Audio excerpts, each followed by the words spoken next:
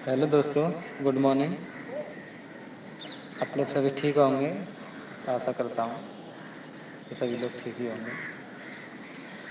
मैं आज आपके सामने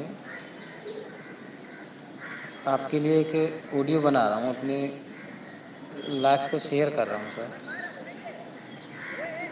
और मेरी लाइफ में जो घटनाएं घटी हैं, गुरुजी से मिलने से पहले और गुरुजी के मिलने के बाद मेरी ज़िंदगी में क्या परिवर्तन है, वो सब मैं आपको बताना चाहता हूँ। करीबन मेरे मतलब मैं 9th क्लास में पढ़ता था, और समझ लीजिए कि 9th क्लास के लड़के की एज क्या होगी। तो 14-15 साल की मेरी एज थी। घर में खाने पीने की कोई कमी नहीं थी, मतलब भैंस वगैरह, दूध दही से लेके कुछ भी सब कुछ था। तो मेरी हाइट भी थोड़ी ठीक ठाक बढ़ गई थी। मतलब 14-15 साल की एज में मैं ऐसा लगने लग गया था, 17-18 साल की करीब ठीक ठाक शरीर हो गया था, हाइट भी हो गई थी। तो कुछ मेरे दोस्त थे, मेरे से बड़े बड़े थे सारे। कोई इंटर में था, कोई फर्स्ट ईयर में था, और कोई गांव का था। तो वो भी थोड़ा मेरी एज से बड़े ही थे वो भी। और वो सारे लोग ऐसे थे कि मतलब उस तरीके के थे, मतलब उनकी संगति बहुत बेकार थी। क्योंकि जब मैं उनके साथ रहा तो उन लोगों ने मुझे ऐसी ऐसी चीज़ें सिखाई, मतलब जिससे कि मेरी लाइफ पर इतना फ़र्क पड़ा, जिससे कि हम आज तक भुगत रहे हैं।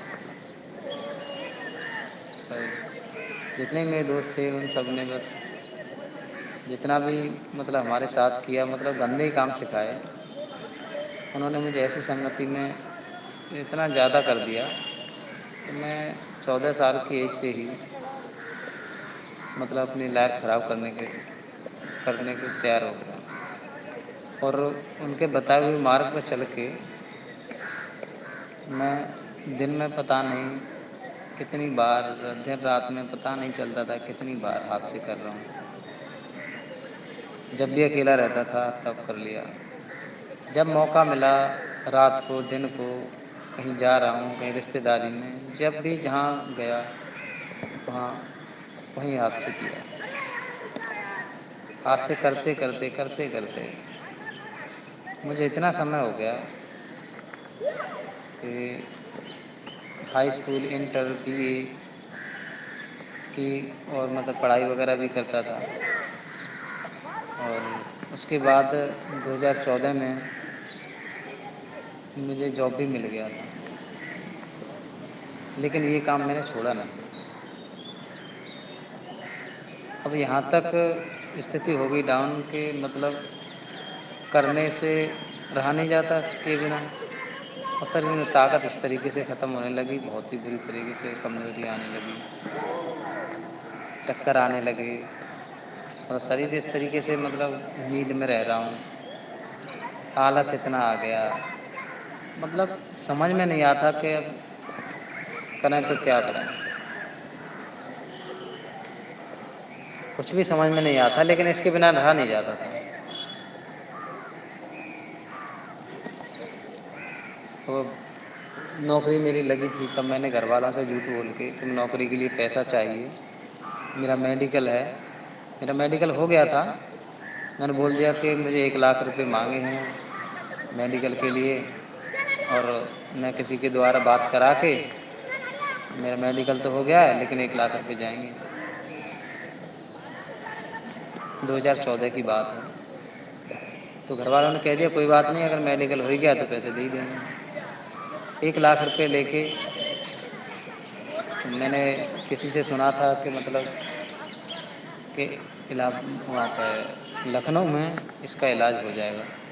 तो मैंने न्यूज़पेपर में देखा, तो मैं वहाँ चार बाग पर गया था, चार बाग लखनऊ।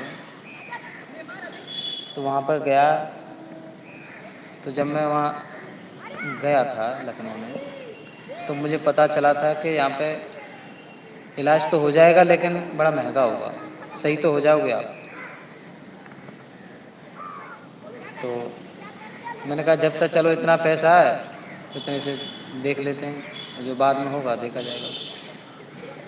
तो मैं गया तो मेरी एक 50,000 की थेरेपी की टेनिस पे, और उससे दवाइयाँ दी मुझे 1 डेढ़ महीने की।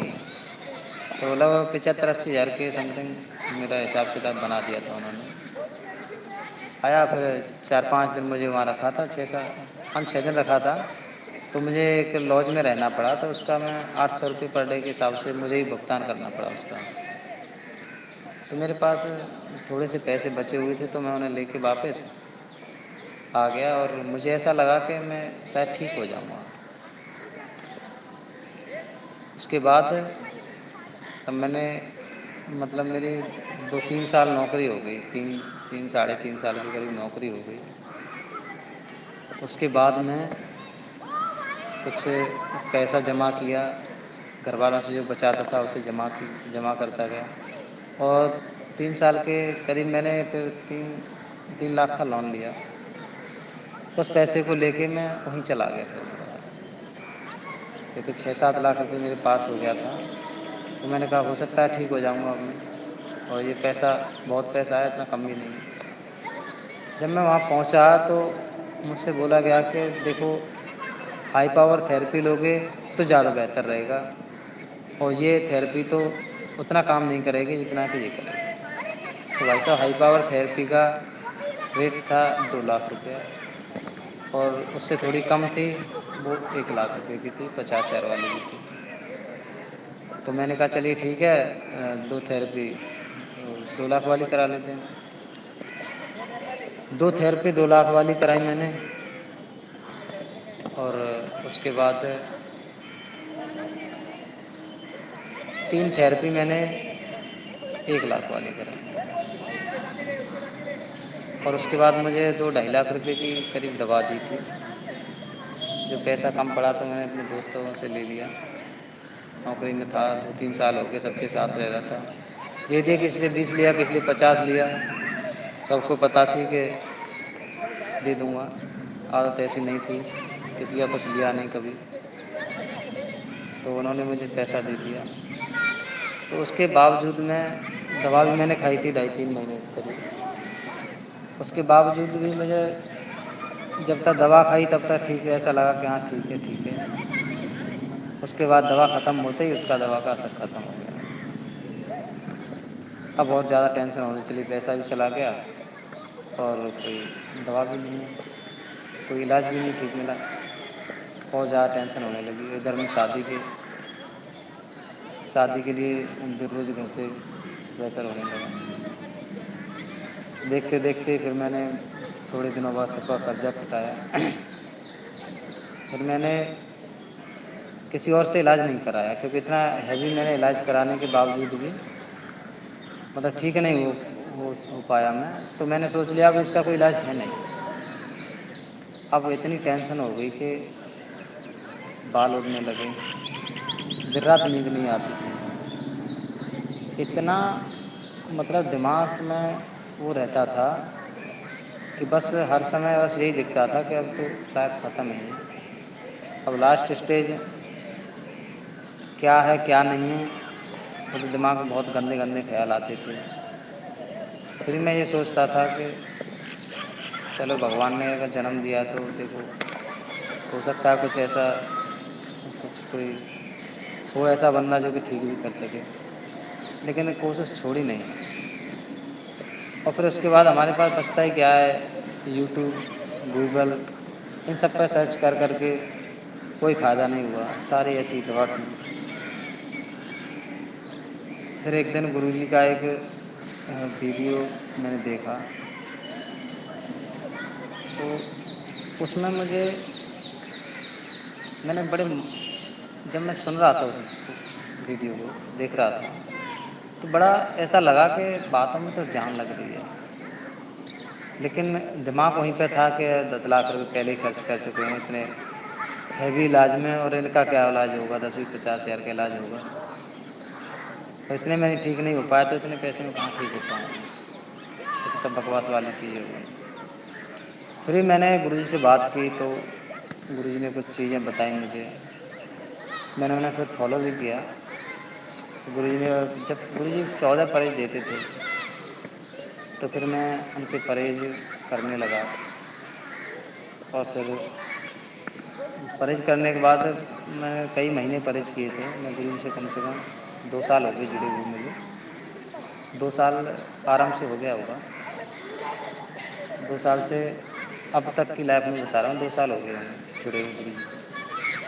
तब मैं परहेज कर रहा था तो मुझे थोड़ा-सा मतलब ऐसा लगा कि हाँ, मैं ठीक हो सकता हूँ परहेज के दौरान, मतलब कई महीने परहेज करने के बाद।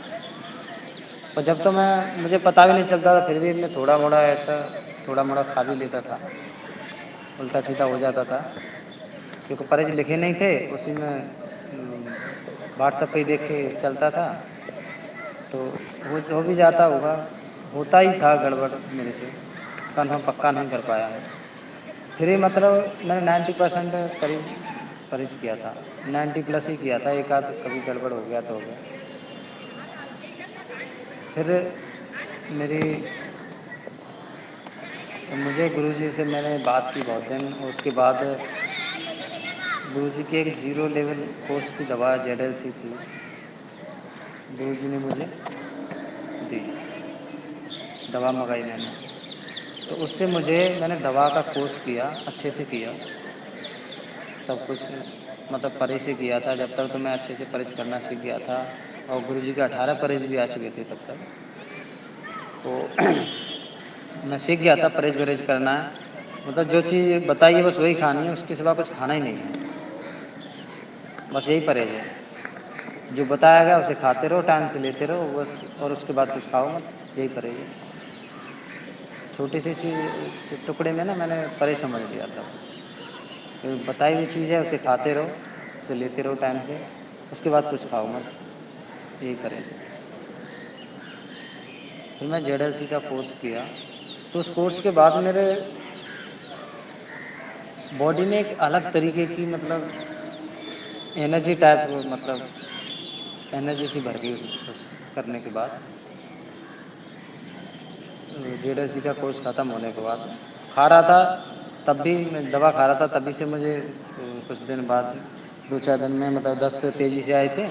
उसके बाद धीरे-धीरे, धीरे-धीरे कम होते गए, और मुझे एनर्जी ऐसा ऐसा फ़ील होता गया, मतलब कि हाँ, मैं अंदर से एनर्जी आ रही है मुझे। तो फिर मैंने कोर्स किया, लेकिन परहेज बंद नहीं किए, करता रहा।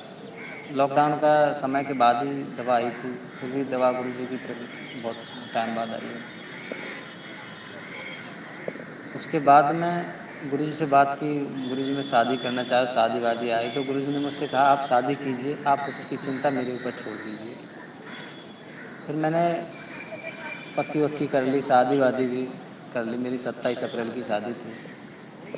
और शादी के बाद मतलब जो भी सब कुछ मतलब ठीक-ठाक हुआ, मतलब ऐसा कोई दिक्कत नहीं आई मुझे।